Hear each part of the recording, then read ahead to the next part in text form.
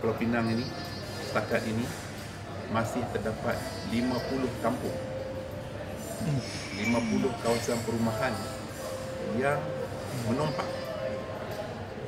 yang menunggu masa bila-bila masa untuk dipindah. Ada pulau dan saudara. 50 kawasan. Ada kawasan India, ada kawasan Melayu. Ini adalah menumpang daripada generasi ke generasi. Dan sebahagian daripada yang menumpang ini, kampung mereka telah dibina apartmen. Waktu di bawah kerajaan Barisan dulu, kita berunding dengan pemaju, dan pemaju bagi rumah pangsa pada mereka, bagi rumah kos rendah pada mereka. Hilanglah kampung yang menumpang itu dan terbinalah apartmen dan kondominium. Banyak kes-kes begini. Kita ada agensi kita seperti Perda yang membuat rumah kos rendah teres di kawasan seberang Perai. Kita ada agensi kita JKT yang buat rumah untuk orang Bumiputera. Semua ini dibuat peringkat demi peringkat dan banyak telah mendapat rumah dan keselesaan. Tetapi angkanya sekarang masih ada 50 kampung yang menumpang dan menunggu perintah mahkamah untuk dipindahkan kerana sebahagian besarnya milik swasta, sebahagiannya juga milik kerajaan negeri, sebahagian lagi tanah wakaf.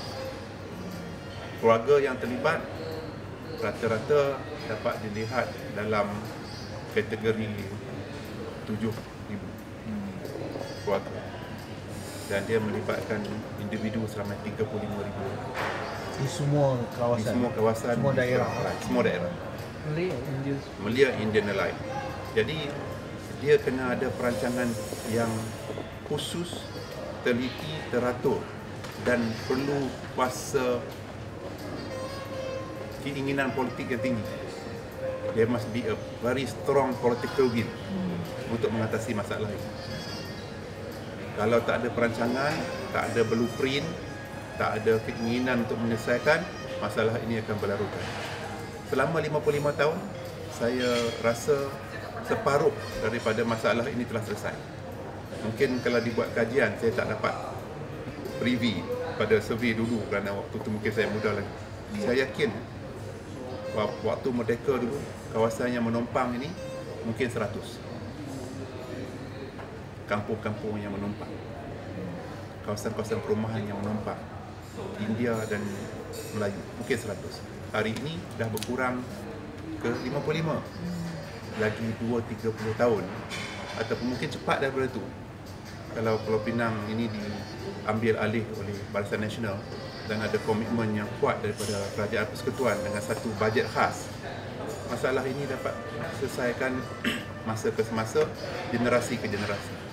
Kerana mungkin ibu bapanya tidak ada kuasa beli lagi untuk membeli rumah baru, tapi anaknya apabila diberi pendidikan yang baik akan keluar daripada kawasan tersebut untuk membeli rumah yang dapat memberi perlindungan pada keluarga. Tapi kalau kerajaan negeri ini terus dengan polisi tak mau buat kos rendah, mana mungkin keluarga muda ini dapat keluar dan beli rumah dalam 500,000? Mustahil.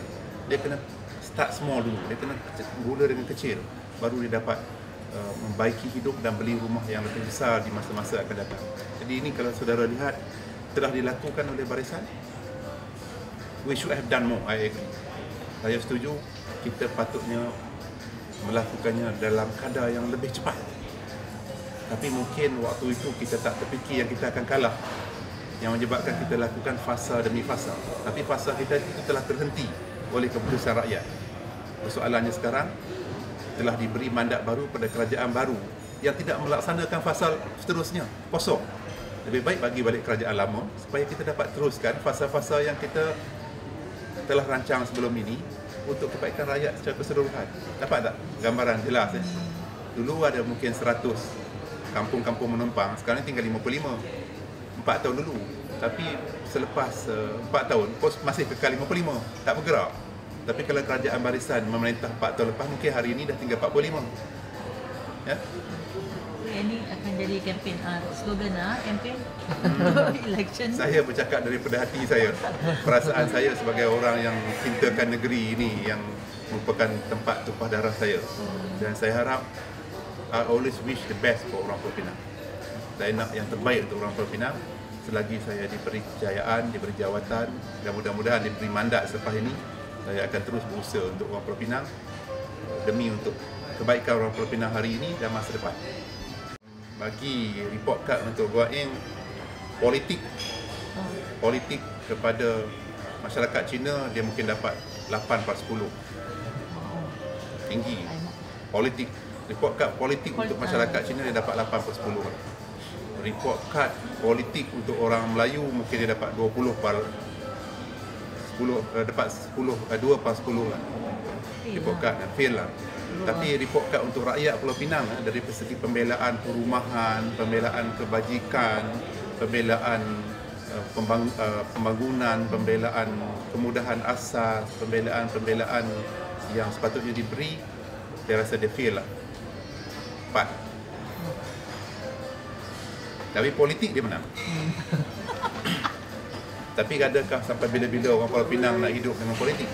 Kita juga nak fikirkan masa depan, nak fikirkan juga tentang anak kita, nak fikirkan juga tentang ekonomi kita dengan mensejahterakan hidup kita dan juga dapat satu kepuasan dalam kehidupan, tautan kasih sayang kita yang boleh kita beri nilai kepada anak-anak kita, dan juga kita mahu supaya taraf hidup kita bertambah, meningkat dengan lebih baik. Tak gunanya kita duduk sepanjang hari di kedai kopi bercerita tentang politik dan akhirnya kita di situ juga setelah 4 tahun. Kita nak bergerak ke depan. Barisan Nasional boleh bawa kita ke depan. MalaysiaKini.com. Pada Malaysia Kini. Oh, di Malaysia Kini.